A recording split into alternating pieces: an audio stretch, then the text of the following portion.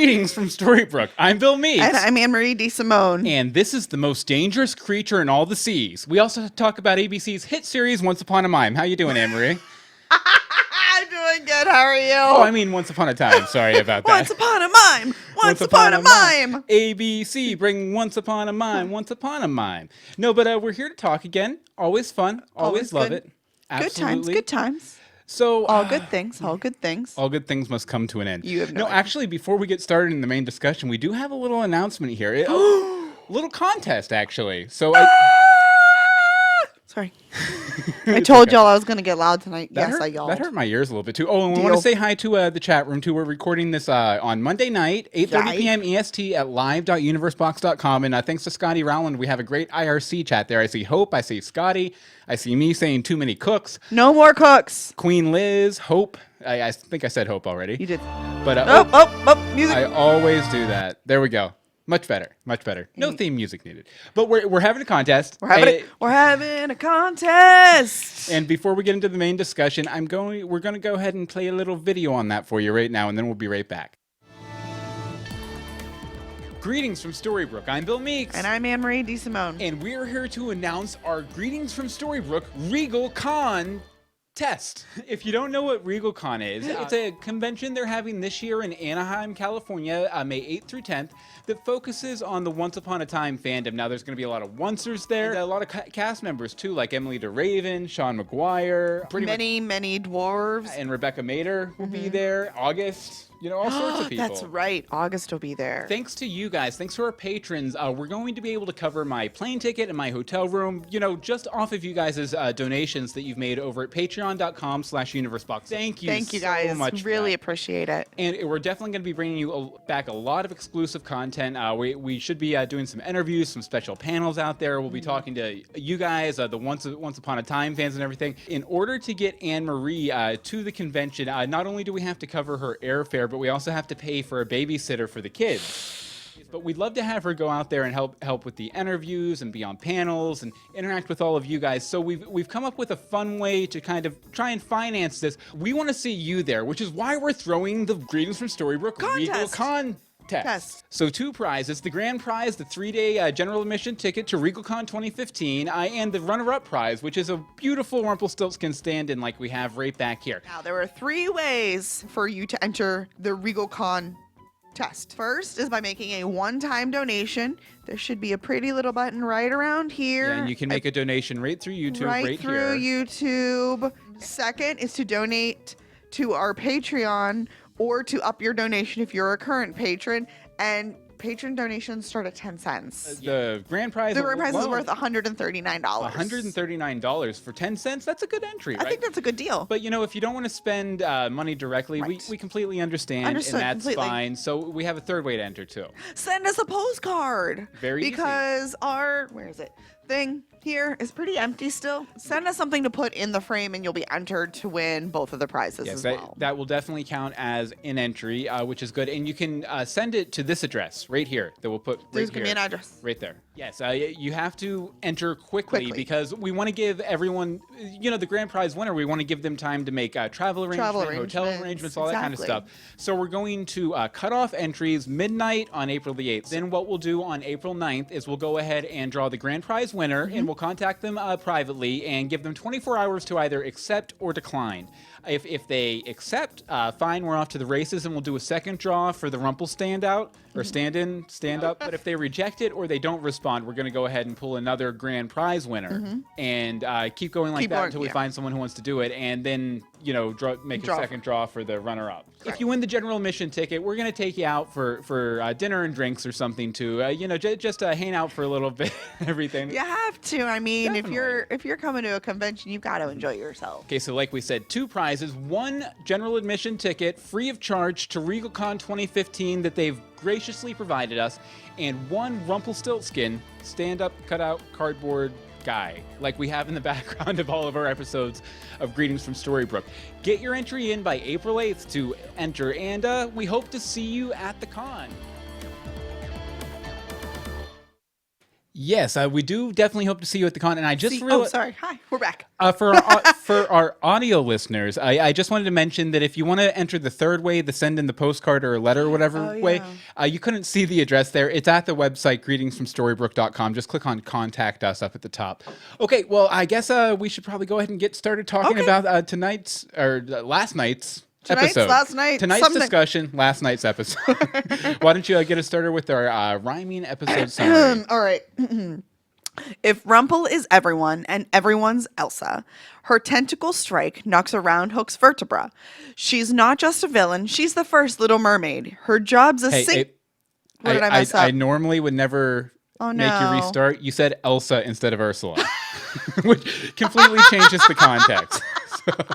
Maybe it's because she was in the episode, kind of, sort of, but not really. Mentioned. There was a name. She got name checked. Well, not name checked. She got referenced. Whatever. All right, fine. Since I messed up, I'll do it again. Okay. See, this is just going to make me get loud tonight. That's okay. I just turned you down a little bit. Probably a good idea. Okay. If everyone... Okay, why don't we start with the rhyming episode summary? Charm. Okay, if Rumple is everyone, everyone's Ursula. Her tentacle strike knocks around Hook's vertebra. She's not just a villain, she's the first Little Mermaid. Her job is sink-killing, but she feels that it's played. August returns and gets converted to timber. His growing flesh nose is so very limber. One Spice Girl down, but they still have the mole. Down to the sea in poor unfortunate soul. Poor unfortunate soul. Poor unfortunate soul. What'd you think overall, Amory? Hey, you're a poor unfortunate soul. So sad, but true. Okay. What'd you think overall? I actually really liked it. I liked getting the quote unquote Little Mermaid story, and even with it being through somebody else, like I thought it was fun. What did you think, Bill Meeks? Oh, I really enjoyed it. I mean, I don't think I think every episode so far this season has been better than the last. So I've enjoyed every episode going forward, more and more and more and more and more. So I guess we'll go ahead and get started with the main points here. First of all, I titled this "Too Many Mermaids." Too many mermaids. Too many mermaids. Too many mermaids. Too many mermaids. Too many mermaids. No, but there's a lot of kind of confusion and crossover and everything with the whole Little Mermaid mythology. I first of all, the fact that this is the third Ursula we've been introduced to now. You're dancing in the background. I am dancing tonight. It's fine. But the third Ursula we've been introduced to so far, we had fake Regina Ursula. We had in the statue golden goddess Ursula. And now we have this Ursula. It's it almost feels like at this point it's an honorific, like you inherit the title of Ursula at some point. Now. But I'm just saying, that it's just... It seems like they keep rebooting the character almost, They do and they don't. I mean, they even say that she's named after the goddess, which I do think is a little weird since her dad is a deity. Yeah, I have a feeling that part kind of got me a little twitchy. But anyway. I kind of have a feeling that what happened is they probably had Yvette Nicole Brown scheduled to do it from Community and everything. What was it, like 2 years ago now? Yeah, and they were like, whenever we do Ursula, you can play Ursula or whatever, and she was like, yay! And then she got a show. Yeah, she got cast in The Odd Couple. So she didn't even return for Community, the new season of Community. So they probably just had to kind of like tweak the mythology a little bit. Just enough. Just so maybe they can still bring her on at some point, right. I'm assuming. But and they also, we basically get a second Little Mermaid in this episode, a second Little Mermaid episode, which I think it's way better than the first one, honestly. Yeah. And I thought it was interesting because, that first Little Mermaid episode with Ariel, it really stuck close to sort of the plot beats of the Disney movie, which we watched a couple weeks ago on Universe Box. If you haven't checked that out. Yes, we did, if you haven't checked it out. Yeah, episode 7 of Universe Box at universebox.com. We talked for like 40 You're minutes. You're here, actually, more than likely watching it. Yeah, but we talked about 45 minutes about the Disney Little Mermaid. But so Ariel's story, very close to the Disney film, but she doesn't sing at all. No. And then this version... hung a lot closer to the Hans Christian Andersen version, but she sings. And she sings the songs from the Little Mermaid movie. Yeah. And she sings them beautifully. Like it was Poor Unfortunate Soul, right? Well, no, she did she did the Well, yeah, that. and then she did the opening song. Oh, that's right. The one Fathoms Below. Yeah, Fathoms Below. I loved that version of Fathoms Below. I thought it was beautiful. You're turning me down again, aren't you? Oh no, it's just like it just seems to be getting a little louder than normal tonight. That's fine though. We'll deal with it. But some of the things that this Ursula Little Mermaid story had in common with the Hans Christian Andersen tale. First of all, the Hans Christian Andersen tale opens up. They introduce all of the Little Mermaid's sisters and everything, and they say that they go out to the rocks to sing to the pirates to make them crash upon the rocks. Right. Just like we see here. Oh, yeah. And the Little Mermaid character from the original story, that's what she was supposed to do. Her sisters. Same situation as Ursula in this episode, where she was resistant to the idea. She didn't want to do it, but she was kind of pressured into doing it by her family. Right. So I thought that was interesting, and I kind of wonder if we're ever going to see a conflict between this Ursula and Ariel or not. I think we have to see. I think they have to have some sort of relationship. Yeah, I mean, maybe it's part of that banishing. Yeah, that's what I was going to say. If nothing else, we need to find out why she was banished, and it seemed like that would make sense, to get them to finally meet up. Yeah, Ursula and Ariel, since we've had 3 Ursulas, 2 Little Mermaids. Well, too many mermaids, too many mermaids. One thing I wanted to mention, though, to kind of tie back into the Disney film, and I have a page on this. Okay, now it's mentioned that Hook is going to take Ursula to Glowerhaven.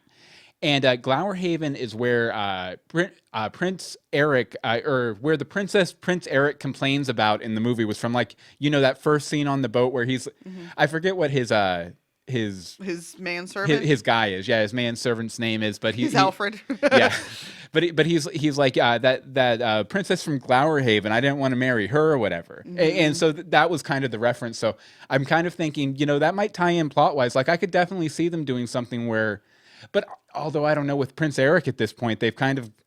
That loop's closed. That ship has sailed. Well, yeah, they've completely run the whole love story. I don't know if there's any chance for Ursula to get in the mix there to kind of do like a love triangle thing. I don't even know if it's necessarily a love triangle. Maybe she comes upon them living there or him living there, something like that. Even though they're living on an island, I thought. Anyway, because. She says that it was her mother's favorite place to sing, and she wants to, go sing where her mother sang. But now she's evil, and she made herself a squid. So I don't really know what's going on with that. Hey, as you do. Make yourself a squid. Make yourself a squid when you're mad and tell your father a deity to fear you. It's just awkward. So, okay, speaking of Miss Ariel, I think she dropped absolutely the most wise wisdoms of all of the Once Upon a Time. The wise wisdom? The wise wisdoms. Villains go about getting their happy endings the wrong way. Thank you. Thank you. This is what I've sort of been leaning towards, but everybody's like, and I'm like, no, just be good people. Yeah. You'll get your happy ending if you're meant to have a happy ending. It's not written in a book. I'm sure it is because it's a show, but just be a good person, Hook. Well, I definitely agree with this, and I think we talked a bit last week about how how when they found the page in the library, when Regina and Robin found the page in the library, it was kind of like setting up that, basically that lesson that you don't have to depend on an author. You have to find your own happy ending and do it the right way and everything. And, then they kind of reinforce that with Ariel's little line in this episode. So I'm kind of thinking that whenever they do find the author, whenever they do release him from the book, or her from the book, then they're going to be useless. They're not going to be able to rewrite anything. No, they're not going to be able to rewrite anything. What I think, even if Emma has a dark heart. We will get to that. I think the author is basically just not scribing, but being a historian, writing down what has happened, documenting. That's the right word. What has happened. Yeah, I have some thoughts on that too. Is that come later? Yeah. Okay, I'll stop there then. Let me go back then. Okay, Ariel makes Hook realize that he has been going about things the wrong way and that he is technically a villain. So he realizes that he's messing up and that he needs to, get his act together. Which prompts him to work with Ariel to get Ursula her happy ending. He realizes even though he really messed up. Whatever. There was a mistake and she couldn't get the voice because, you know, he who put it in has to take it out, which makes sense. But that's a pretty big deal because Ariel's relationship with Ursula, as we kind of sort of, even though it's not in the show, you know it. You automatically think Ariel and Ursula, there's a clash. Yeah, they're going to come to blows. And then Ursula and Hook's history and Ariel, like, there's just so much near. And Ariel basically, literally slaps him in the face and says, just be nice. You just got to be nice to people, folks. That's all. That's all. Well, I don't know if Hook really took that lesson, though, because it seems like there's some darkness growing in Hook's heart, which is weird a little bit because one of the reasons I fell in love with Hook so much is because, you know, they introduce Captain Hook and you're like, oh, this is a bad guy or whatever. So you're kind of viewing him as a villain, and Emma is not too fond of him at first and everything. So you're like, yeah, he's a total bad guy. But the more you find out about his background, the more you find out about, you know, the things he's done in his life and the things that have happened to him in his life, you realize that really he's 90% of the time, he's really a decent guy. Yes, he doesn't like doing bad things. He's a decent human being.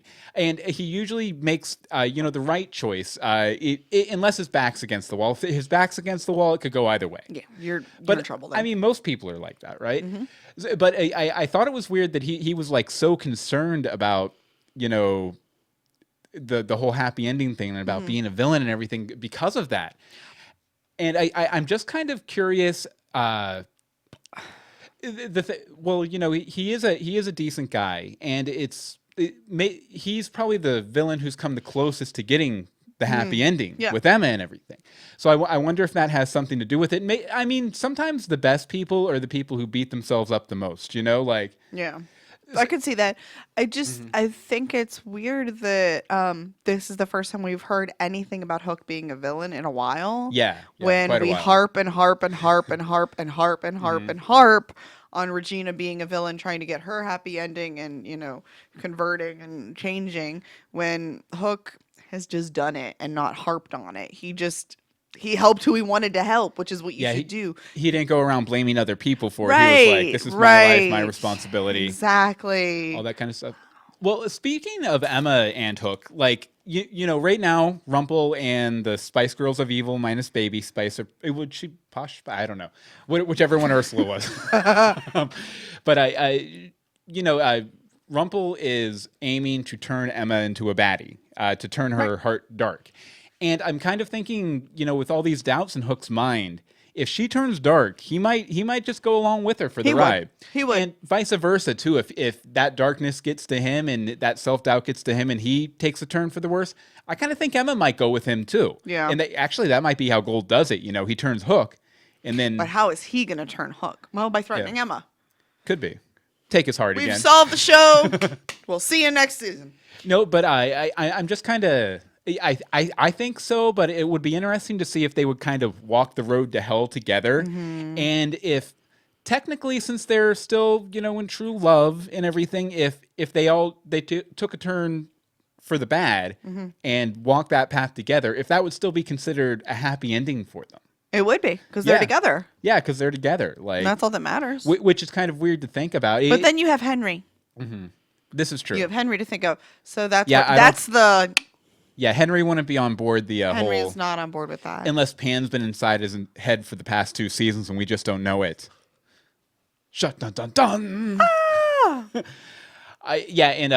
Just to summarize, like I never really think of Hook as a villain just because he feels guilty any times he makes one of those bad decisions. Like I was talking about earlier, when his back's against the wall, he always feels guilty. There's something going on in chat. Just a funny statement, Camilla. Hi, I'm not sure who you are, but welcome. Hi, Camilla. Now they have money for bringing back some actors. Thanks, Frozen. Let it go. Like it. Let it go. Let your contract obligations go. Whoa. Okay. Another thing that I noticed, we've all noticed, we've pointed it out here, there, and everywhere. Belle and her pretty weak character now. She started off, I feel, much stronger, much more challenging of others, much more confident in herself and what she believed in. And now she's like, I don't know what's going on. Why is he doing this to me, Estelle? I don't understand. Like, she should be hiding in a corner crying and with her mascara running. That's how I feel. So, How is what? Go ahead. I was just gonna say she's better than last half season. That's because she wasn't on the screen last half season. She was taking a nap the entire. I was about to say, you made a joke earlier. Is she gonna make an appearance or is she gonna take a nap? How is she surprised that Rumple is still betraying her over and over and over again? Like, he's been betraying you since before you were married. Also, where's the divorce paper, sweetheart? Completely forgot. Well, they don't need it. They just have Blue do a quick annulment. We'll get to that. What? Oh, okay. I'm getting a little too close to my microphone. Pardon me. Yeah, sorry. Okay. So she completely forgot about the pirate code in 2 seconds flat and was like, "Oh no, Hook has it's not me. Hook has it. Yeah, I don't have it anymore." Complete betrayal of trust. Complete betrayal of the pirate code that doesn't really exist, and then seemed surprised that it wasn't actually Hook. I was like, okay. But she's still very trusting, and I don't know. It's kind of annoying. It's a little annoying. Then we get to her relationship with the knave. It's a really weird relationship. Yeah, mostly they're just like standing there, like just like next to each other, like, yes, we're dating. That was the thing. We have yet to actually see them be together. Yeah, I don't think they even like held hands or anything. No. But then again, I guess now we probably definitely won't because Rumple's going to be around, and it's not going to mess around with that. That's what I was going to say. We've never actually seen them together, and we're getting no time to explore their relationship now that we have Rumple in town. I did like that they finally referenced his time in Wonderland, though. Well, they did briefly last half season. Very briefly. But does Belle know that story of how he came back? I want to know if she knows that story. I don't know. Well, I guess it remains to be seen, but if my theory that he was looking for the Alice in Wonderland book because it somehow connects back to Wonderland, the world, which actually ties into a theory I have about this episode. Oh, okay. But I think that maybe she's helping him in that and then they project. Fell in love, lust, whatever's happening while poring over the books. Because if he's hanging out in the library drunk reading old British children's books, then she's right there. She's right on that. Yeah. Exactly. Also, the mushroom potion. Okay. Did he have it, or did it happen to be in the shop and he recognized it? That part we don't know because Hook's just like, I know you can help me with this. First of all, that's a little weird to me. Did they meet in Wonderland at some point? Well, or did they just know? I'd assume in the month off or whatever that we had 6 weeks. Yeah, they had a conversation about it sometime. Probably, but then the mushroom potion, because we know Belle doesn't know 97% of what's in that store. She's just like, I saw a dusty thing up there. Yeah, I would assume just because you got to go off the information they give you, and there could be a cut scene in there somewhere, but we hear Will can get your ship re-enlarged, and then he's like, I have this mushroom potion from Wonderland. I would assume he probably brought it with him. Okay, well then that's even weirder. What else did he bring with him? The white rabbit. What's John Lithgow doing right now? I don't know. Does he need work? Somebody Google it. So there you have it. Excellent. Okay, well, we're going to get back into our main discussion in just a second. Just wanted to mention here real quick our Patreon page at patreon.com/universebox. And we've been doing this for about 3 or 4 weeks now, something like that. And it's been great. Basically what we did, if you didn't notice, we dropped the Audible ads because you guys chipped in $125 a month, 15 of you, which thank you a ton. Thank you. And so we already unlocked a couple milestone goals with this. One, we did a Universe Box hangout for all of our patrons on Saturday. It was almost 2 hours. It was 2 hours of us jabbering. And it was a lot of fun. It was good. Really intense, really good. And then, of course, we dropped the ads. And the one we're aiming for right now is doing, how we do the commentaries for Once Upon a Time episodes? Yes. We want to do them for movies, like long-form movies. Oh, and the first 2 movies were picked in that hangout. Yeah, we picked the first 2 movies we'll do once we hit this goal in the hangout. What they are? Go ahead and tell them. Goonies and the first Harry Potter. Yes. That's right. You're going to get to hear me geek out over Harry Potter. No, wasn't it Ninja Turtles? Was it Ninja Turtles? Yeah, it was Ninja Turtles. Whatever, let's do all 3. It was the 90s Ninja Turtles movie and the first Harry Potter. It'll be a lot of fun. But in order to unlock that, and it'll be bi-monthly movie commentaries that patrons will get exclusively, and then we'll release them 6 months later as their own podcast. And in order to hit that milestone, we're going to need to get to $200 a month, which isn't insurmountable. No. And if you want to donate, there's a lot of fun rewards you get to. Like I sent out really horrible hand-drawn sketch today. We sang Bobby a song in the hangout. We sang a lot in the hangout. And there are other things too. Like we'll sit down and write you a personal letter for $50 a month. And you can do that like one time and then drop back down to like 10 cents or something a month if you want to. We'll record a podcast with you about any topic you want. You pick the topic, we release the podcast. But we appreciate all your support thus far. And as we're getting ready to go to RegalCon, it'll definitely come in handy. It would be great. It basically paid for the trip like we mentioned earlier. And you can get there at patreon.com/universeboxing. Thank you, Scotty, for adding it to the chat. Yes. Thank you very much, Scotty. And you had a couple points here you want to talk about. Oh, okay. Yeah. So we got some great theories and feedback. Also, Amy has altered her Belle's mom is the author theory, kind of. Mm-hmm. She says that the sorcerer or someone saves Belle's mom because we think we saw her die, but I don't think we did. The author by putting her in the book. Like it's basically a safety, and that's keeping her from, what was it, a troll or something... An ogre? Yeah, probably an ogre. It was ogres because it was during the Ogre Wars. Of course it was during the Ogre Wars. Ogre War 2, back in 1940. Ogre War 2, back in the habit.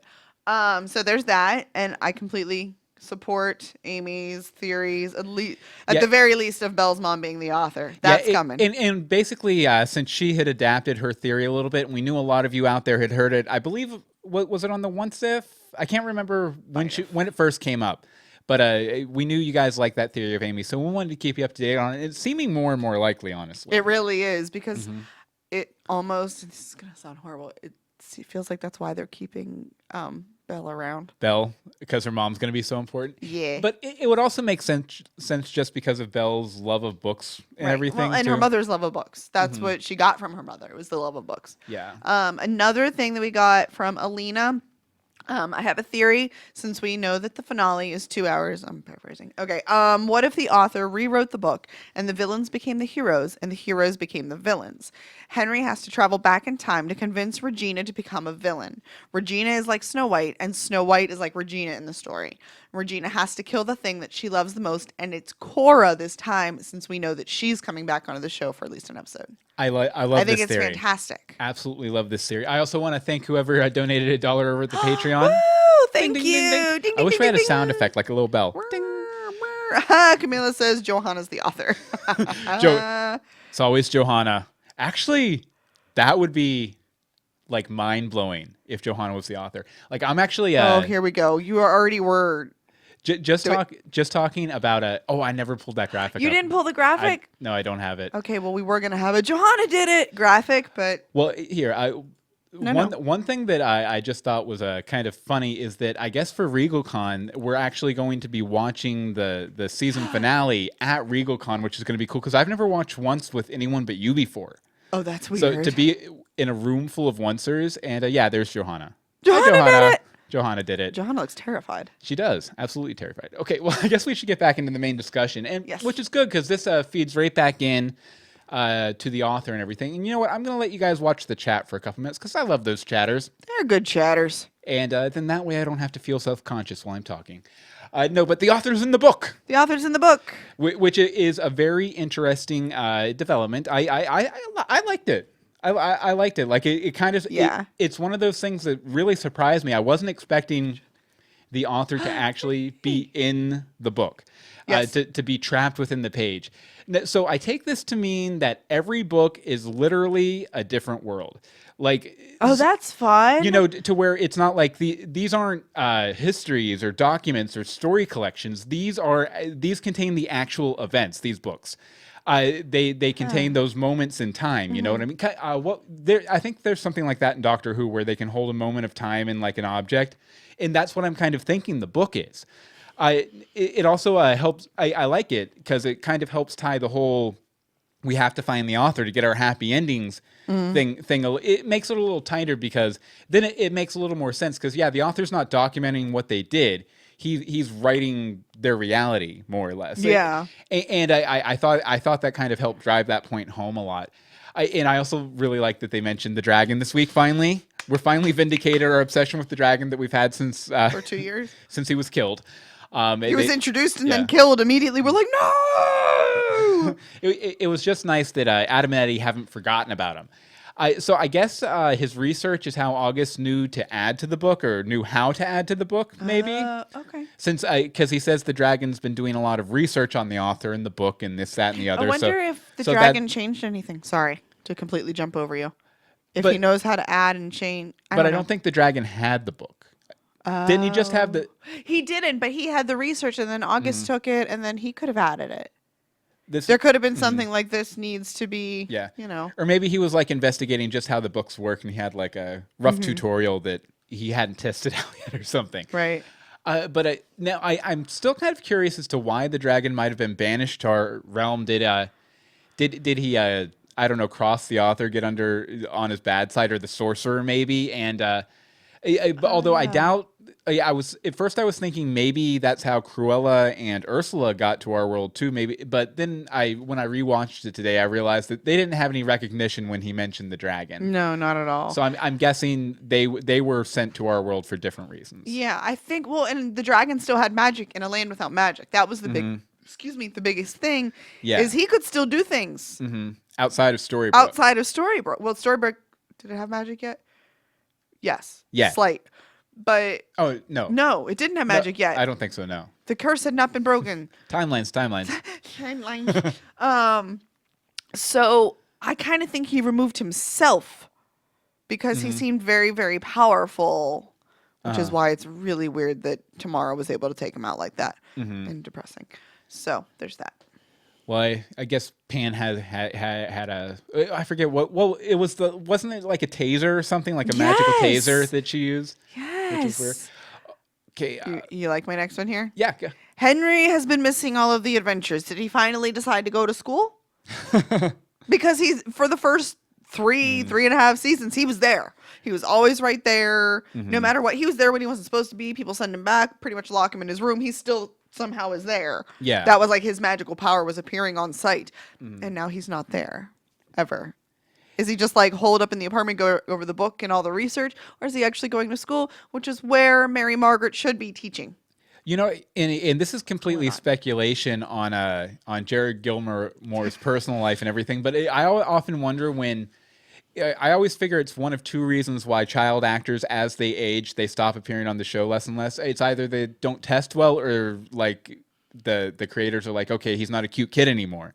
Ding, ding, ding. Or that the kid grows up enough, he's like, I don't want to do as much acting as I've been doing. You know, sometimes that happens too. Right. But yeah, he's but they need to explain it then. Something. I mean, he's too pivotal. They shouldn't have. If they were going to do that, they shouldn't have made him so important in the whole thing. Yeah, well, I have a feeling, and this might be considered spoilers by some, but the season finale is called Operation Mongoose. So I'm 1 and 2. Yeah, 1 and 2. So I'm guessing, if anything, maybe they're saving him up to be like, maybe he might. Dude. Yeah, he might, like we heard earlier, maybe he might be the dude doing the thing to save the day. I actually think, okay, for as much haterade as I throw at Jared Gilmore, that I would like an episode that actually focuses on him. Yeah, where he was like the main focus. Right. That would he be has great. yet to be. He hasn't been the main focus since like season 2. Yeah. And he started it all basically. This is his show. By running away. With his teacher's credit card. What do we got over there? Let's see here. I think they're talking about how crazy, doors, how crazy portals. August's nose growing was. Oh yeah, that was really. I absolutely love that though. Really? Oh yeah, like the whole August torture scene. Well, I like amazing. the scene. The nose just looked so bad that it kind of made me twitchy. Like I kind of forgave it a little bit, and it was a dark cabin, so it wasn't as bad as it could have been. It was a dark cabin. But I did write down in my notes, and I don't think we approach it here at all, so I'll go ahead and say it. But I absolutely love the torture scene with the fire and him being like, "Don't lie, man. Don't lie, or you're gonna burn your nose off." Because it was just like the right mixture of just like bizarre and twisted and hilarious that I've always loved about Once Upon a Time. When Once Upon a Time goes to those places, it hits them, and I love it. Yeah, but they did introduce a new character this week. I ain't afraid of him though. His name's Poseidon. Classic. Yeah, if you didn't recognize Ernie Hudson, he was the guy who wasn't Bill Murray, Dan Aykroyd, and Harold Ramis in Ghostbusters. I know I've actually seen him at conventions and stuff, and he's just like, he's just so there for the paycheck. He just like leans back in the booth, feet up, and like reading a book, and then someone gives him $5 and he signs a picture. He wears like the Ghostbusters uniform, but he keeps the shirt open so he can. I forget, he has some website or something that he had a T-shirt on for he was advertising. But I enjoyed it. It was a classic Ernie Hudson performance. Everything everything you wanted and more. But no more. But at the same time, I kind of found the character lacking. A lot of his dialogue, and this is something that is a problem on network TV across the board sometimes. But a lot of his dialogue was him stating his motivations like plainly. It wasn't like, I feel sad, and then you have to figure out why. It was, I feel sad because your mother died, and then you won't do this thing and that thing. Right. And that makes me feel awful. I feel horrible. And they just didn't really give him any sort of like anything to play. Like, because it was all just out there on Front Street. There was no subtext to it. Right. And there was no play the subtext. There was, here is your lines, and that's what he acted. Although I did think it was nice that I felt like his motivation for getting on Ursula's case was way stronger than King Triton's was in the Disney movie. Yeah. Like, but we didn't get the story as to where her mother went, and it was probably a very, very similar situation. Yeah. Also, sort of playing off of this, wonder which pirate killed her mom. Think it was Blackbeard? Could be. Just saying. That's the only other pirate we really know by name. Does Blackbeard even have a ship anymore? Is the question. But this was way back. Yeah, I know. So he probably had a ship at that point, right? No, I was just saying because he shrunk down the Jolly Roger and everything. Yeah. Elsa shrunk it to punish him. Which I didn't know she had the ability to grow and shrink things. Exactly. Does she have more than ice powers? Apparently. I could see that as being like a Frozen short special or something where like she has to learn how to shrink stuff down. Maybe it was in the Cinderella thing. A couple things, because Poseidon is supposed to be god of the sea or whatever, right? He's supposed to be a god or a deity level character. If he's such a god, why didn't he kill Hook and take the shell back? Like he just like rolled over and died, like rolled over and let him go. Yeah, Hook was like, you may be a god, but my fist can close very tightly. You can't get through this.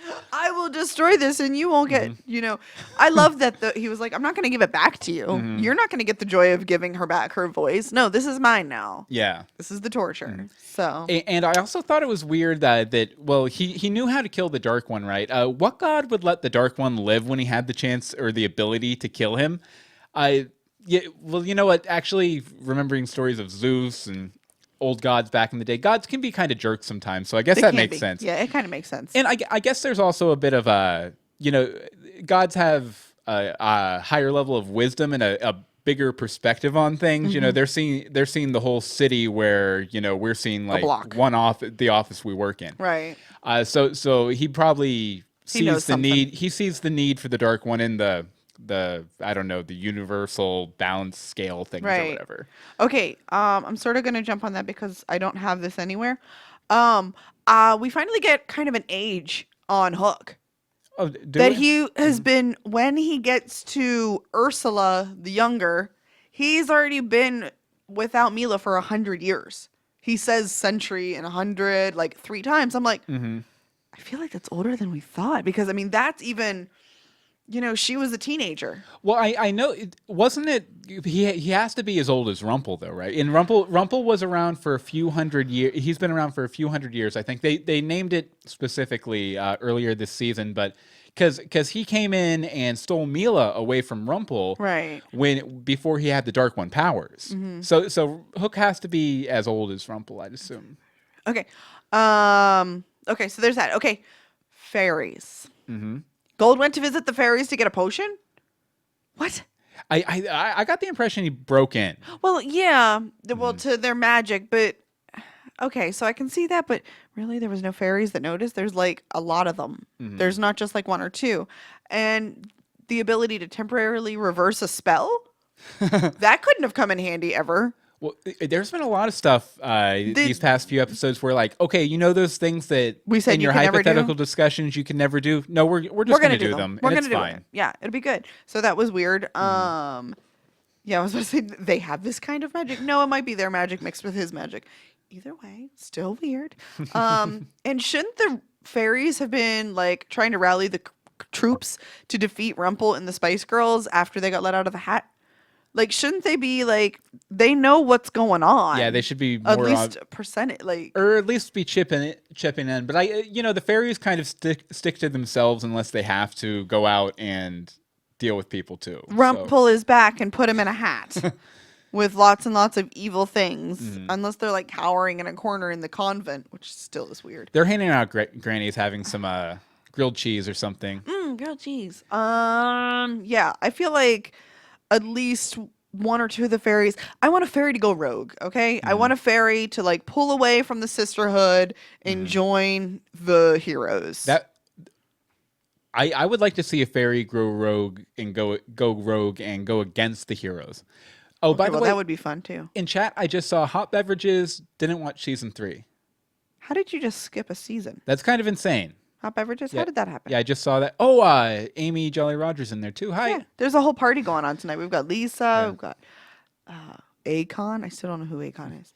But yeah, you can check out the chat. We always have a lot of great chatters over at There's a lot going on. I can't keep up anymore. Get distracted. Yeah, you.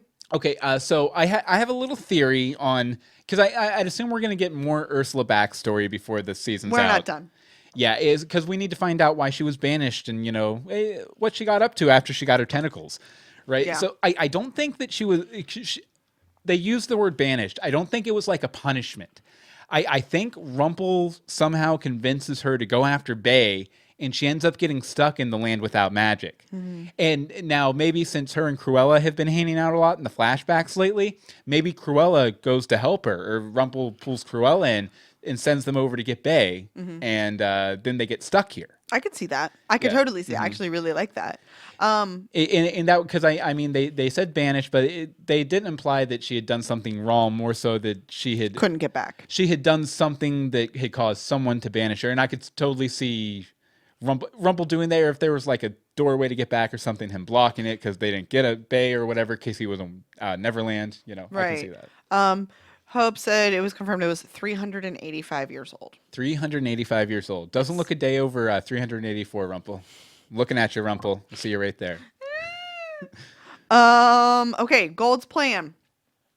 I really would like this sketched out because it's a little confusing still. How is he going to fill Elma's heart with darkness? Coffee? Possibly. Dark roast? Dark roast. Yeah. She'll be caffeinated. It'll be great.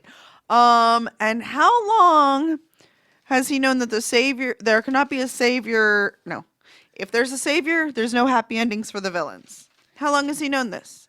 I have no idea, because it seems like... Or is that how he's getting the other Spice Girls to help him to put the darkness in Emma's heart? It could be. Like it's all a ruse. It's hard to say, though, just because we've been seeing all these flashbacks where he knows about the author and the sorcerer, and villains can get their happy endings rewritten and everything like that. And this is knowledge that he never had previously. So it's really hard to... It's hard to like kind of get that to mesh up in my head, sort of thing, because he I lost my train of thought. I'm sorry. Oh no, it's okay. No, but it's just hard to kind of understand how he had all this knowledge in the past, then everything that we saw in seasons 1 through 3 happened, and then he's back on this tact again. It's like he just remembered everything. Yeah, he woke up. Maybe the author added something to the book. I don't know. Probably not. Probably not. No. Probably just they decided this would be a cool story, so they went ahead and did it. Okay, arbitrary scale. You ready to... All right, I'm putting it in. Yeah, put it in. Out of 1,042 Tiny Jolly Rogers, how many Tiny Jolly Rogers would you give this episode, Anne-Marie? Out of 1,042. 1,042 Tiny Jolly Rogers. Teeny. Tiny. In a bottle. 927 and the main mast. Why? I actually really liked this episode. I liked getting Ursula's backstory because she is my least favorite of the Spice Girls of Evil. She felt really, really boring and stale, and now we saw what her motivation was, and I kind of am okay with it. I could see it, but it just seems like a really, no lie, pathetic reason to turn evil. Just gonna say. There's that. Tiny Jolly Rogers, which Amy Jolly Roger enjoys. I'd like to mention that Patty Sage in the chat says that she thinks that Rumple's guessing and lying. Probably. So yeah, I think it was really good. There was character development with people, which was nice. The internal struggle of the Regina was fun. I like how Lisa's just 85%. Multiple people usually just give a percentage. I'm like, come on, guys, do some math. Yeah, there was good things. There's bad things, but there's always good things. So, excellent. You out of 1,042, 1,042. I'm gonna give it 976. Really strong episode. I thought Poseidon was a little bit weak. I would have liked especially because they had well, he's not like, I don't know, Robert De Niro or something, but Ernie Hudson's a good actor, and specifically a good comedic actor. Right. I wish they had given him more to do. I like this version of the Little Mermaid story way better than the Ariel version, even though the Ariel version was closer to the classic version. Sure. But overall, really good episode. I got some good theories from it. I'm really excited for next week, though. Next week looks gonna be crazy. Awesome. Really, Scotty. 75.965423644. No, 664,122%. I'm banning percentages from the chat room. Don't do that. Scotty, kick anyone who uses a percentage. No. I'm kidding. But okay, well, let's see here. We have some news. And we've got and your feedback. But before we get to that, we're just going to play you a quick little video about an amusement park you might have heard of called Curly World. Every summer since 1929, people around Cultus City have been going to an amusement park called Curly World. Curly World was a place for picnics, for music, for all sorts of rides, and especially for some of the world's greatest wooden roller coasters. Over the years, Curly World has seen a lot of good times. When you go to Curly World, you can't see it all. You never know what goes on behind the rides. Join us tonight to learn the history that made Curly World a Cultus City institution. Curly World Memories, tonight at 8, only on WRDB. And we're back. I also just noticed over on our Patreon page we got a couple more. Did we? I think one more. But we're up to 131 per month. Yay! And thank you, guys. 2 more people are entered to win either a ticket to RegalCon or the Rumple stand on. No, it's stand this up. guy. Yeah, the cardboard guy right there. But thank you guys very much. Okay, so I guess now on to the news. News. Okay, first up the ratings. Now, Once Upon a Time got 5.7 million viewers, a 1.8 share in the demo. It dipped a little bit in the audience. Well, it was mostly steady in the demo, so not too much shifting one way or the other. See, I'm afraid it's going to go down again. Like when you get an episode that seemed pretty negative from the fandom, which this one seemed to for some reason. Yeah, which was weird. We loved it. I absolutely love this episode. So many people seem like haterade about it. Lots of haterade spilling. Which we'll get to in a minute when we get to the feedback. Sorry, continue. Okay, and let's see here. Next up is our trailer for next week. The episode is called Best Laid Plans. And here we're going to play it over and talk a little bit about it while it plays. Talk amongst you. Next Sunday. I like the music. Yeah, the music's really creepy. They've been doing that a lot lately. They did that with Gotham too. Yeah, there's the Apprentice again. And it looks like Snow and Charming are going to confront Maleficent. Now, Snow should be obscenely pregnant at this point. Well, she is wearing a big fur there. She's always wearing a big fur. Yeah, and Henry running with the book. Maleficent Dragon again. I love this. She does not care that you are her mother. Oops, sorry. Going to tear the family apart. Yep, gonna happen. No, it looks like a really good. Looks like a really, really good super duper dramatic episode. Let's see here. Okay, and another thing you guys might be interested in. You guys remember Robbie K? Robbie. Peter Pan from Neverland, one of my favorite storylines that Once has ever done. Well, he's been cast in one of my favorite shows from way back in the day, Heroes. And actually, it's probably the first show we ever watched together. Yeah, got together on and theorized about and all that kind of stuff. Lots and lots, yes. Yeah, but he's been cast in Heroes Reborn, and he's been cast as Peter Pan in Heroes Reborn. No, I'm just kidding. I was like, please, no. No, there's no indication what his character is, but he's one of the main characters along with Zachary Levi and Jack Coleman, HRG and Siler, respectively. But that's going to be a lot of fun. It'll be really good. I'm excited. Anne-Marie, you wanted to talk about this, or we wanted to address this. Yeah. You may remember a few weeks ago, we actually made a purchase online to help SOSAD. I don't have it in front of me. Save Our Sons and Daughters. I believe it's an anti-suicide charity through one of our listeners. I don't have it in front of me. Who was it? Virginia. I think. Virginia, or Ginny. And the campaign officially ended, and they made $1,933.82, which is amazing. Very good. And so we're really happy to have been able to help with that. If you didn't get a chance to purchase one of the T-shirts or sweatshirts to support, I would still encourage you to go ahead and, throw them a couple shekels. Yeah, I can't wait until I get my Captain Swan hoodie. Maybe I'll wear that to RegalCon. That'll be fun, right? Oh, Hope mentions in the chat room, Bill, don't forget that iZombie is now airing with Rose McIver, Tink, and David Anders, Whale. So if you want some more Tinkerbell and Dr. Whale in your life, CW, I think, iZombie, it's actually a comic book show. I've heard a lot of good things. Yeah, I'm still looking forward to the people that left for other shows that have been canceled. Yeah, I think it's Veronica Mars, but Veronica's a zombie, more or less, okay. Which is fun. Interesting. Okay, and if you want to check those links out at your leisure, you can find them at the show notes at greetingsfromstorybrooke.com. Okay, next up is the listener feedback. Now, every week, and we've been trying to hit this home. Like, have I been failing you guys? Have I not been explaining this well? I don't know. Let me try it again.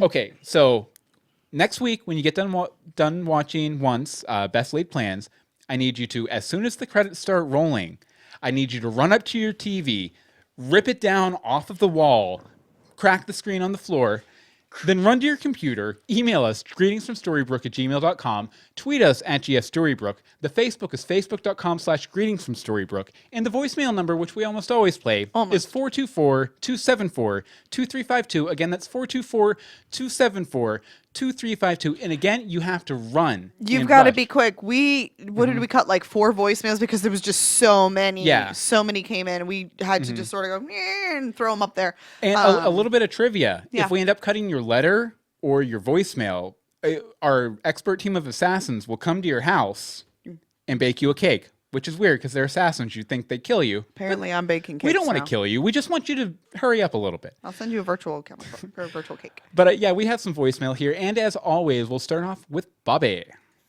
Hey, Bill and Amory, it's Bobby. Hey. All right, so this was week we finally get to see Ursula's backstory. Why she's evil, what her happy ending is, and what exactly Hook has to do with any of that. And I just have to say in the chat room, I just saw Ruby went off to Wolf College. That's hilarious. I thought they did a fairly decent job, but of course, in true Once Upon a Time fashion, this isn't quite what we expected. It's more or less Little Mermaid's backstory. Of course, there are a few twists and turns thrown in and whatnot, but I mean, there's even lines of dialogue from the movie like My Ocean, My Rules, and things like that. Oh, but yeah. for the most part, I was happy. But what I really liked about the episode was that they used Ursula's story to show us that villains can have a happy ending, or at least that's what I got out of it when Hook helped Ursula by bringing Poseidon and, helping Ursula get her voice back, which is why I found it odd when Hook made a big deal about like, oh, I'm a villain, I can't get my happy ending, when it would seem to me that he just proved otherwise by helping Ursula and Poseidon. But of course, Ursula's backstory is not the only thing that happened in this episode. The episode drove forward the plot quite a bit, actually. We got to see, with August back, we get to see where the author is. Maybe not necessarily how to get there, but we do know where to find them. And of course, now everyone knows Rumple Rumple/Gold is back in town and what his plans are. And while I'm glad they're not dragging any of that out, for some reason to me it does seem to feel a bit rushed. And what was up with that ship in a bottle? I mean, it was cool to see the Jolly Roger in a bottle, and it was great to see Ariel back and whatnot. But she said that the Queen of Arendelle sunk the ship. That would have to be Elsa, right? Because by the time Ariel went back to the Enchanted Forest, then Elsa's mom would have already been dead. I just found that a bit confusing. So arbitrary scale, I'll give this 17 of 22 torn out pages. Thank you very much, Bobby. And okay. Sorry. Everyone in the chat room is being like, "No, play my voicemail. Don't play mine. Play mine. Don't mine. No, give mine to another person." It's fine. And honestly, we didn't cut nearly as much as we indicated. It was mainly there were a couple people who sent in 2, and so we only selected one. One of them was Dave. Take it away, Dave. Dave from Michigan again. Hey, from Michigan. Wanted to call in with my theory for the last Queens of Darkness' backstory, Cruella de Vil. I noticed that a couple weeks ago she talked about how Granny used to wolf out. How would she know that Granny used to be a werewolf? I have a feeling her backstory has something to do with the werewolves. Because that would make sense. That would be awesome. I think that when they are in their wolf state, she can control them the way she does animals. But when they're humans, they stop being under her control. And I have a feeling that something happened between her and Granny and some of Granny's kin. I mean, look, think about it. I believe that Ruby's mom was named Anita, which isn't that the name of the woman from the 101 Dalmatians? Just a couple things to think about. Wanted to hear your take. You think if that's the direction they might go?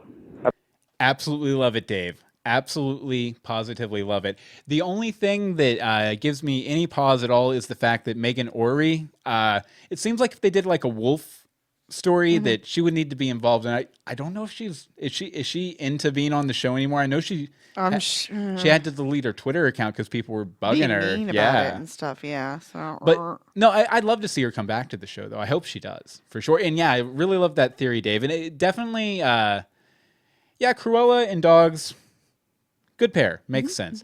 Okay, next up is, and this is Dawn always sends these in. A day late. We'll get one on Wednesday or something from her. No, we absolutely love it. And she went ahead and sent in some feedback on last week's episode. Take it away, Dawn. Hi, Bill and Anne-Marie. It's Dawn of War. Day late, dollar short. I can't help it. I can't watch these episodes and podcast about them as fast as you can.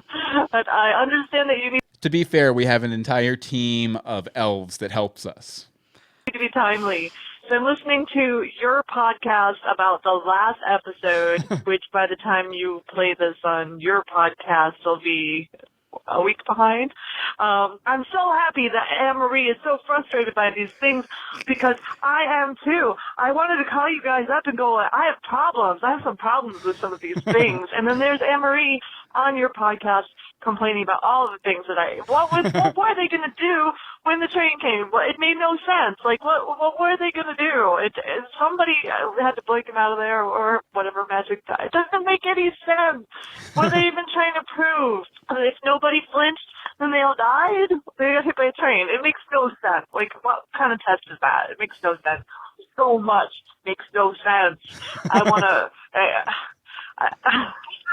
sorry, I must have went too long because I got cut off. Anyway. Yeah, because it was 2 voicemails. We got that one. It makes no sense. Makes no sense. Next one. Sorry. It makes no sense. And I'm glad that Anne-Marie is frustrated because so am I. So many more details than just the one train thing. But you know what? They're still telling a better story than they did with the Frozen characters, aren't they? Yes. So I'm still invested. I'm suspending a lot of disbelief. I'm talking a lot of disbelief here. Because, there's so much of it. So much of it makes no sense. See, I always say that I have so little disbelief that, I'm good.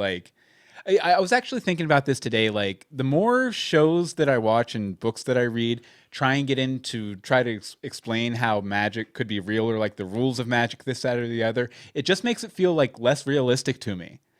Because I don't know, for some reason in my head, magic means anything can happen. And there doesn't have to be rules because it's magic. Magic! But sometimes I guess they have to explain. Magic. But whatever. Cruella is magical. Ursula has 2 tentacles under her skirt. Whatever, I'll go with it. Okay, pause that. Story they're going to tell. Ursula only has 2 tentacles under her skirt plus her 2 feet. That's only 4. She should have 8 legs. Yeah, I know it'd be awkward and annoying, but I'm just pointing out a technicality. Thank you. Continue. I was going to say they probably put that money into the ice wall last half season.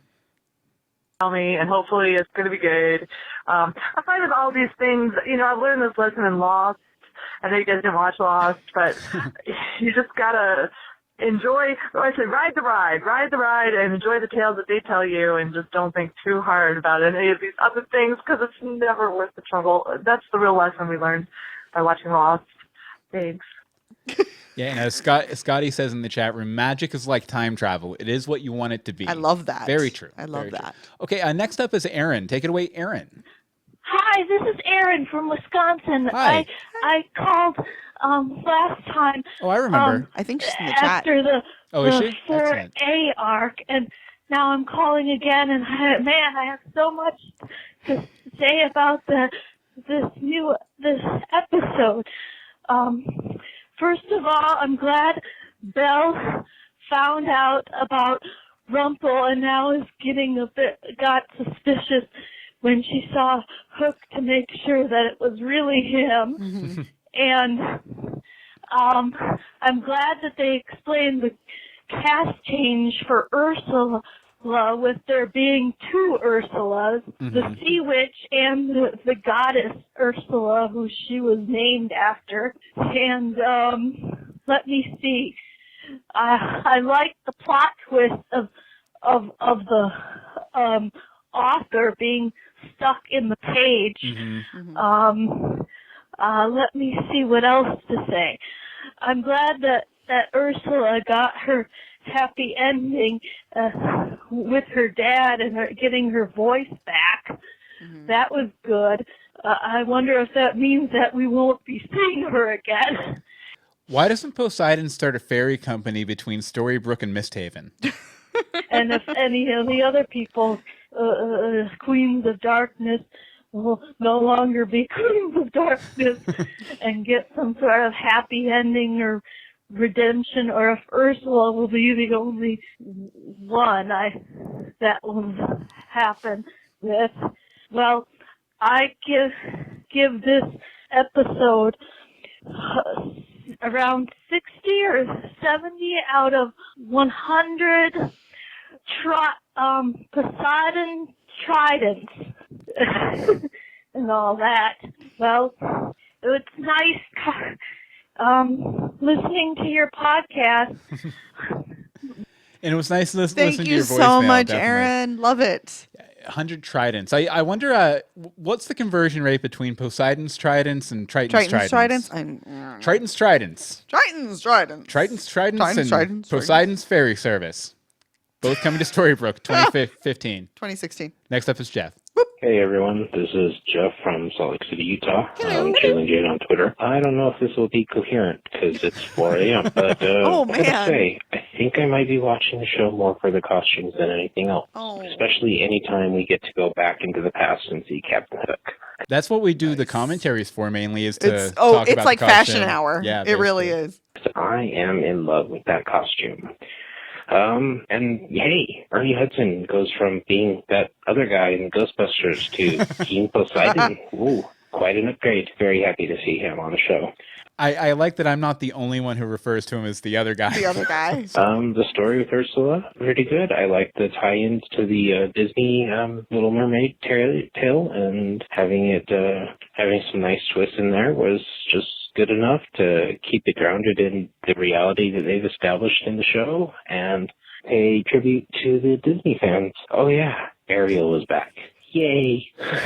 All right. I'm going to try to sleep now, and hopefully this is somewhat usable. Super good work. Oh, arbitrary scale. On the scale of 1 to 20 mermaid fins, I would give it a 15.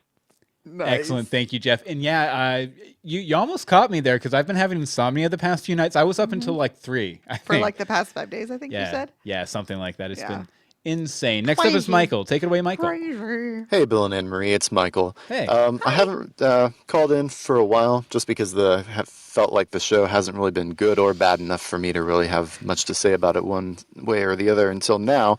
I was really kind of impressed with this episode. The whole Ursula reversal of her and the Little Mermaid, that whole story take really felt like once getting into its own back into its own identity again. Although her having no middle ground to her character arc, the beginning and end being in the same episode, kind of felt a little bit clumsy. But I think they just broke their own rule in terms of her getting a happy ending without the author's intervention. And I think what Ariel said kind of really proves what I've been thinking about this whole thing from the very beginning, which is that the idea of an author controlling things so that villains can't have happy endings just feels really morally and philosophically false. Like, it takes away the idea of free will and that these characters' actions has anything to do with their, the outcome of their lives. So I've really been this whole author storyline has been really rubbing me wrong way from the very beginning. Like Ariel said, I mean, sometimes doing things the right way means taking the longer road, the harder road, the road with more suffering. So I think that's what these characters should be doing instead of looking for artificial, magical solutions to everything. Really loved Hook being the key to the shell. That was... oh, yeah, we never even mentioned that. I love that. Yeah. Absolutely. It makes so much sense. Sorry. Nice touch. Will Scarlet and the ship in the bottle, I kind of felt like that was interesting at first, but on looking back, it just felt like they were saying, hey, you know, we're doing absolutely nothing with this character, but we still want you to know that we haven't forgot about him. And lastly, the whole idea of Emma as the Dark Phoenix, you know, not too crazy about that idea. The whole idea that Rumple could just so easily corrupt her, again, it just takes away all character development. It takes away, again, it undermines the idea of free will and that she has a choice, and, you know, the choices that she's made up till now mean something. So, I don't know. Not too crazy about the author storyline, but we'll see where it goes. Anyways, can't wait to hear what you all think, and all in all, pretty good episode. Yeah, and that kind of ties back into what I was saying before. Like, I definitely agree with you, Michael, that it kind of weakens things a little bit if that's the case. But I think that I don't think it's a matter of the story affecting their free will. I think it's more a matter of, like, it's kind of like the newspaper in Back to the Future, right? Where it changes based on events. Yeah. I think that might be kind of how the book is. And maybe the author's just the guy who makes the changes. Right. You know. But we did see the book change a bit when Emma and Hook went back. And then they came back into Granny's that they had just been in, and they flipped back, and it was... Well, we didn't see the moment of the change or anything. No, we didn't see the moment of the change, but in the book, it was changed because things had changed. So there's that to consider. But thank you very much, Mike. And yeah, some people in the chat are wondering where Michael is tonight. I believe he works on Mondays. Yeah. Okay, next up, and actually our last voicemail is Other Anne-Marie. Take it away, Other Anne-Marie. Hi, Bill and Anne-Marie. And sorry for anyone we cut. I feel bad. I know. We're like calling Hook. in for greetings from Storybrooke. Okay, too much has happened, so let's just right to it. Okay, how did anybody get into Storybrooke? People just kept appearing left and right, just with Poseidon coming in and Ariel coming back. It felt very overwhelming. It just felt like the writers were trying to tie in everything as well, just with Ariel mentioning Arendelle. Well, yeah, if nothing else, like, I mean, obviously, you know, mermaids have the power to travel right, back and I forth. Like to think that that's something that's been consistent, that the mermaids can do it. And I think somebody on the internet somewhere, I don't know who it was, I don't know what was happening, but was like, oh yeah, it's so easy to travel now. I'm like, well, Ursula was born a mermaid. So she has that power. They haven't needed it since they've been back, and you know, she was in a land without magic, so she couldn't use it before. Yeah, so it's doesn't bother me so much as far as, like, how does this happen? It just seems very coincidental. Sense. Yeah, I mean, it's especially the way Ariel got there, being that was captured a little by weird. the bottle and the Jolly Roger and everything. But nobody else was captured in the bottle that was on the Jolly Roger. Yeah. Weird. I don't know. I just got so confused halfway through, just because they kept explaining it away in like a sentence or so, and I didn't really like that about this episode.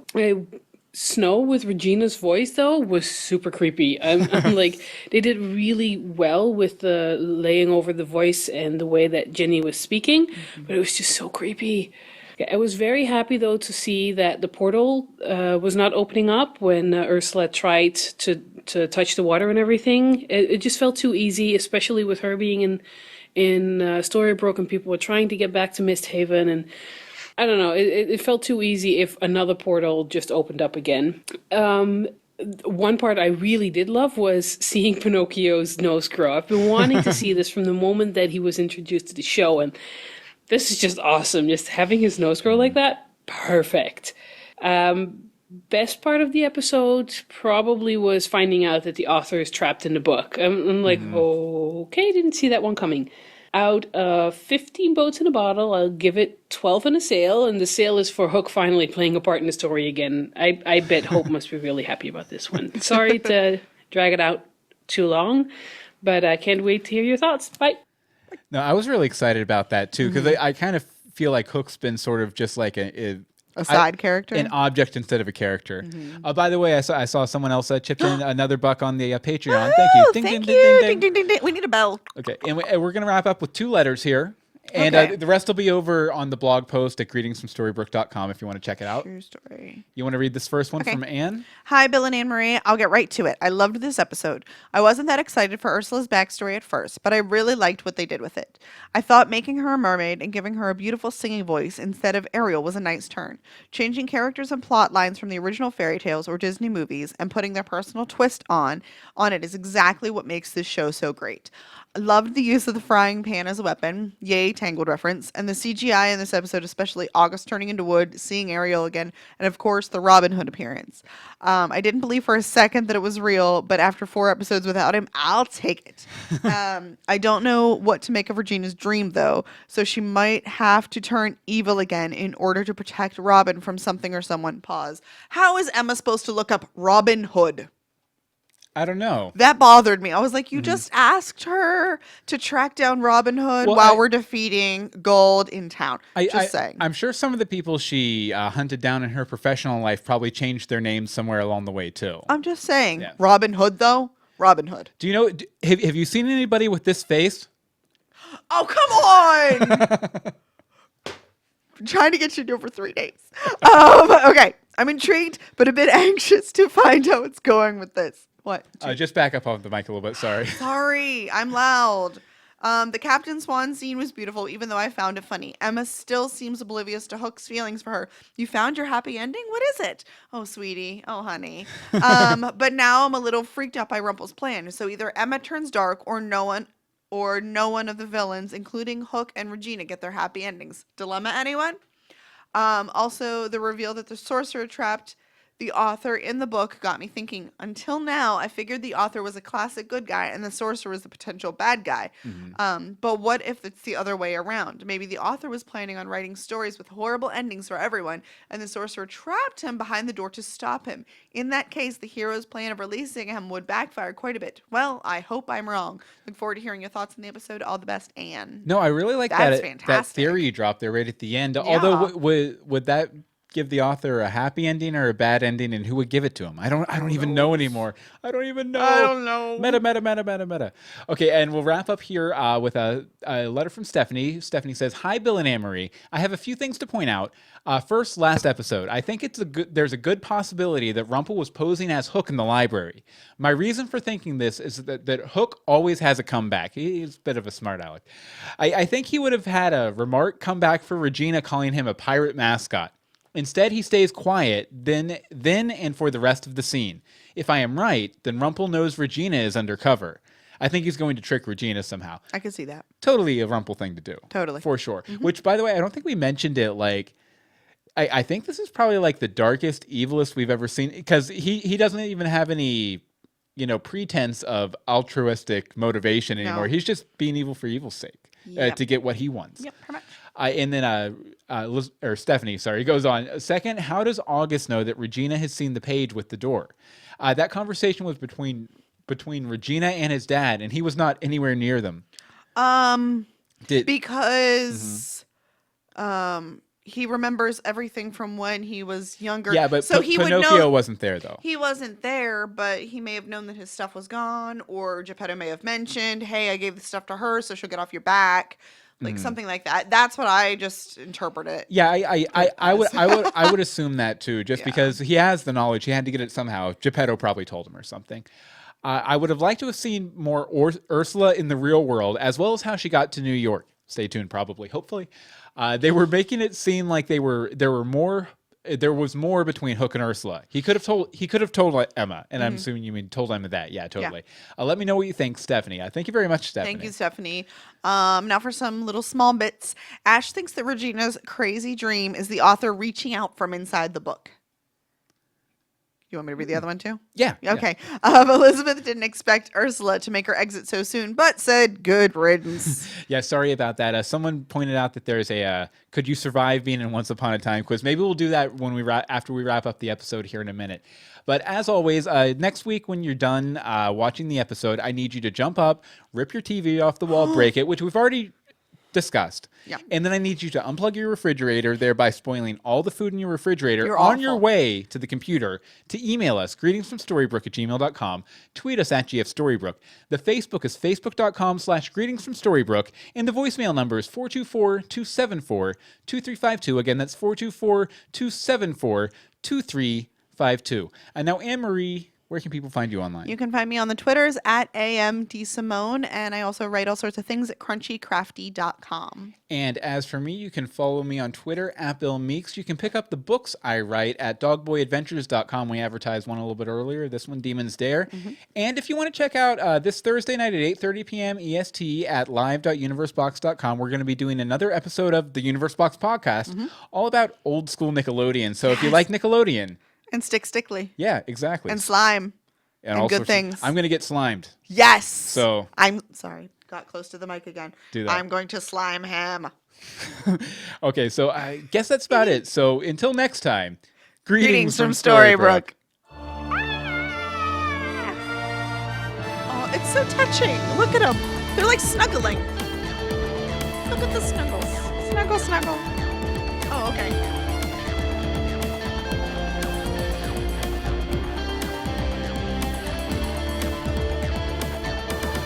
And yes, I do see that in the chat. We are going to take the quiz in just a second here. Actually, I figured this might be fun. We've never really done this before.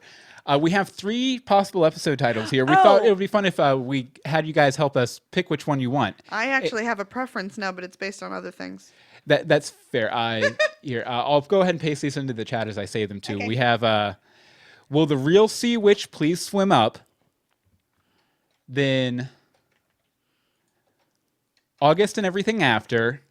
And finally, burp. Hold on. Comma. And finally, Too Many Mermaids. Which one do you guys want to see in the chat? I'll go ahead and load the chat up here so we can see you. Sure, please. And we'll go ahead and get ready to do that quiz in a minute here, too. Let me stop the recording. Save it. It's saved.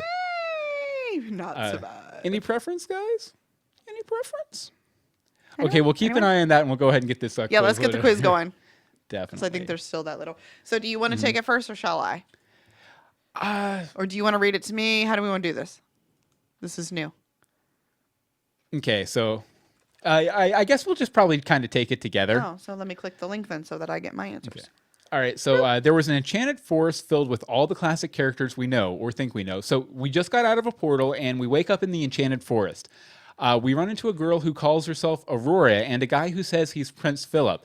Do we make friends with them? They seem friendly. Play dead, laying low is the best option. Or shoot the guy and run. You can't trust anyone here. What do you think?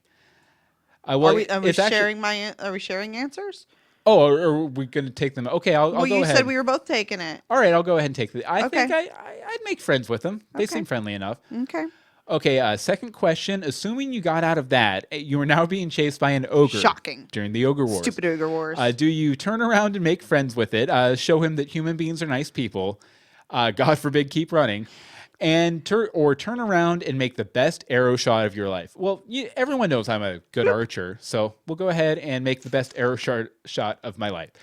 Okay, the next, assuming you got out of that, you run into a castle. The door says Rumpelstiltskin. You go somewhere else. You can't trust anyone here. Break in to get some food. You are so hungry. Or knock on the door. I'm going to get some food because I'm kind of hungry now. But you're going to break in? Yeah. Okay. Why not? Crazy. Okay. You want to read this next one here? Okay, I was making sure because I was sort of playing ahead. Assuming you make it out, you run into a handsome-looking pirate and a lady in a dress. Really? You don't make it obvious what you were doing and get out. Accept their offer to make a deal. Try to kill them. Okay. Alrighty, got mine. Let's see. Hook Cora. I'll make a deal with them because, they're on the winning side until they're not anyway. Hook eventually wins. Oh, by the way, Amy P in the chat room, I saw you say really, Bill? Yeah, what was that reference to? Okay, you see a giant swirling portal and you jump in. That's cool or okay? That's cool. That's cool. I like it. You get up and you are in Wonderland. You stay hidden. You've never been to Wonderland. Try to go find food. You are starving. Ding. There we go. No, I've never been to Wonderland. I don't know what's going on out there. I know there's Tom Petty, the caterpillar. Oh, no, it wasn't Tom Petty. It was Iggy Pop. Iggy Pop. Yeah, maybe. Okay. Yeah. No matter what you do, the Queen's Guard captures you and takes you to trial. You try to escape mid-trial. These things are so unfair. Use my best manners and do whatever they want for God's sake. Make up some excuse about doing a job for the evil queen, then try to ally with them. I'm going to try and escape mid-trial because that'll just make for a really good action sequence, which I'm sure the 18 to 49-year-old demo that watches ABC will like. And as a character on the show, I want it to survive. So. Okay. Cool. Assuming you got out of that, you jump into the next portal. You are tired of Wonderland. Okay, or that's cool. Okay. You wake up with a young, snottish boy staring over you. He tells you are in Neverland and to follow him. You tell him no and run away. Start to walk with him, then stop, pull your arrow, and shoot. Follow him obediently. I'll follow him obediently because I loved Robbie Kay as Peter Pan. One of my favorite characters. And I saw that Amy. Yeah, Amy, the really Bill was in reference to Robin Hood face. I thought so. Yeah. Okay. Don't tell anybody about Robin Hood face, guys. That's our secret. I tell everyone. Okay, assuming you get out of that, the snottish boy tells you to give up your heart because then the magic of Neverland will survive and you can leave unharmed. Yes, even though you don't have a heart. Then your ex-ally comes and tells you to stop and not trust the boy that has helped, trained, and fed you for the past few days. Your ex-ally betrayed you like 20 times. You decide to believe the boy and give your heart. Say no and run to your ex-ally. I'm going to believe the boy and give the heart. Because I'm dumb. Okay, let's see. Assuming you get out of that, you jump into the next portal. Neverland fails to confuse you. Never fails to confuse you. Neverland never fails to confuse you. That's cool. Okay. That's cool. I like cool. You wake up in a strange place. There's fire at Fire Dimension. Fire Dream Dimension. There's fire everywhere, and it is red. You think you see someone in the other corner. Do you randomly hit things trying to get out? Sit down and wait for it to go away, or try to go and talk to the other person? How harmless can they be? I don't know. I think do they mean how harmful can they be? I don't know. Finally, you wake up from somewhere you just came from. You are in a hospital bed. They say that you have been in a coma for years. You ask about the red room, but they say it was probably a dream. You ask where they are, and they say a town in Maine called Storybrooke. There's a town in Maine called Storybrooke. Oh my goodness, you did that too good. You recognize the evil queen, but she seems to dislike when you talk about magic. Nobody here seems to believe in magic. What do? Go with the flow? You like this world better anyway. Pretend to be normal like everyone else, but secretly spy on people trying to figure out why no one remembers. Hatch up some evil plan against the evil queen to show her true identity. I think I'd go with the flow, probably. Bloop. Okay, so let's see. Oh, right. One more. Last but not least, one. Assuming you survive, a loved one of yours eats a pastry that knocks them out. They are dead, and you walk into the hospital room just receiving the news. Do you stand over their bed and mourn, start crying on their chest, like in the movies, kiss them on the forehead? That's what the picture is, right? I'm going to stand over their bed and mourn. Yeah, for sure. Calculating. Oh. Maybe, just maybe, you could make it out. And it shows a picture of Emma. You won't just survive, you'll end up ruling the world. I'm Hook. You're Hook? Hook. That's kind of funny because you're more of an Emma fan and I'm more of a Hook fan. Yes. Very funny. So that's Would We Survive in Wonderland? Sorry about that, Every time you bring it back, I have to dance. So is there any consensus on the title in the chat room? No, I think we gave up on that. So just obviously Too Many Mermaids. Too Many Mermaids? Yeah. Yeah, for sure. Yeah. I think that's probably the one. Yeah. Okay, well, thank you guys so much. Such a great chat room tonight. This is awesome. Absolutely. And, Scotty, thank you so much for setting this up and everything. I think it works a lot better than the YouTube chat for sure. It's easier because we can put in the links and everything. And the nice thing is that I can throw it up on the broadcast stream without actually having it up on my Windows distracting me. So, which is nice. Nice because we're easily distracted. We're like, oh, look, a shiny something. That's why I've started. You may have noticed I'm less active in the chat. That's because I got a talking to because I was getting too distracted by the chat. Well, the thing is, yeah, we can talk about this. It's just like it's okay. When we're doing this, a lot of times, to feel out if my point's coming across or not, I kind of pick up nonverbal cues off of Anne-Marie. And when she's into the chat, she's not giving any of those nonverbal cues. So I feel like I'm off on Mars sometimes. Yay! The Mars thing. Cool. Okay, very cool. So we're going to stop the broadcast here, and the episode will be out later, but you guys have already listened to it, so. Let's check the Patreon one more time, just out of curiosity. Did they note about the chat and the YouTube? Telling how to figure it out? We can't see the chat and the video at the same time. Well, that's because the chat becomes the video. Oh, are you not scrolling? Because it's stacked up like that. That is an issue. I'm trying to think if there's a... Scotty, do you know if there's a pop-out link we could use for the chat or something to where they could like pop it out over the video or something? Because I know some people have smaller displays, but that was the best way I could get it set up on the website. But we'll figure it out. But I'm going to go ahead and get off here so we can get this edited together and I can watch Better Call Saul. So I'll talk to you guys later. Have a good night. Bye, guys. Thank you I might so stick much. around for a couple minutes. Too many cooks. We're going to watch Too Many Cooks. No, we are not.